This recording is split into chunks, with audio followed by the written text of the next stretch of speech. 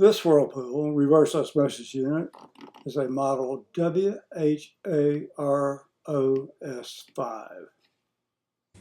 In the operator's manual or operation manual for this Whirlpool reverse osmosis unit, page 26 in this particular manual, page titled maintenance. So we can get this centered here. There's a section here, pre-filter, post-filter, cartridge replacement. These replacement filters I got are identical. Apparently there's no difference in them. But they don't, interestingly, they don't say you have to turn off the water supply first. I probably will anyway. But it says remove, turn counterclockwise, the pre-filter cartridge from the manifold, then remove the post-filter cartridge. In other words, pre-filter first and the post-filter. Discard them in a proper manner. Install new cartridges in reverse order, post-filter first, then pre-filter. Then turn cartridges clockwise to reattach to the manifold. Do not over-tighten. Remove and replace the timer battery. I'm not going to do that today. We'll just look at the filters. Then we'll purge the reverse osmosis system. It's pretty straightforward. Let's go ahead and replace those cartridges.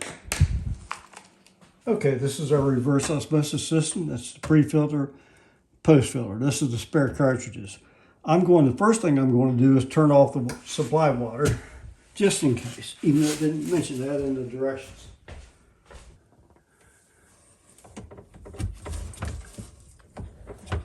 Okay, it should be on.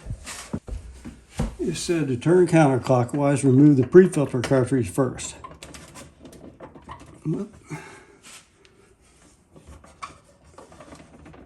That's slipping on my fingers. My fingers are just slipping on that. Let me put on nitrile gloves, see if that works any better. Yep, there it comes.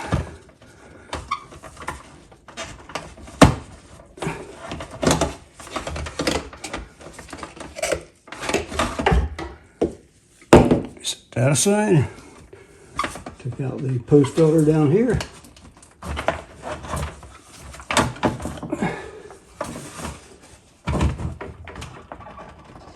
He's stuck in there. I hate to do it. I guess I'm going to have to get channel locks. Those of you who work on stuff all the time know that nothing is ever as simple as you think it's going to be. Let me try and push it in on there first. I simply can't get enough grip to get it off. So I'm going to try the channel locks. There we go. Okay. Now the direction said to replace in reverse order, so we'll put this post filter cartridge back in first.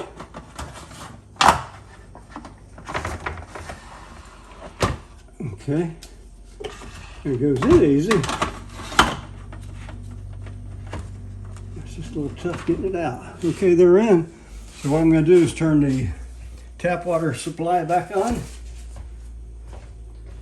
Then we'll purge it.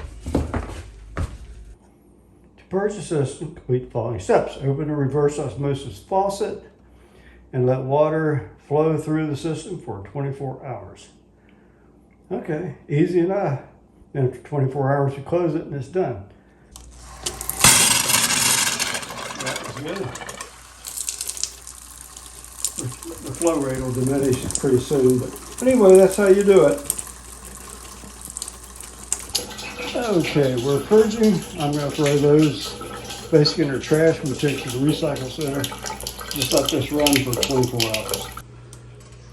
Now, when you start purging your expansion tank, we'll have a pretty hefty stream of water coming out of your RO system. That will slow down to a trickle.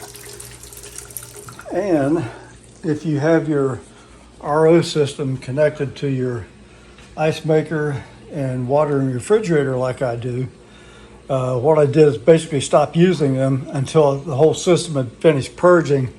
Then I purged some out of here. So I want to keep those things in mind. Hope you enjoyed this video. If you did, please like it, subscribe, and check out our other videos. We really appreciate it. Thank you.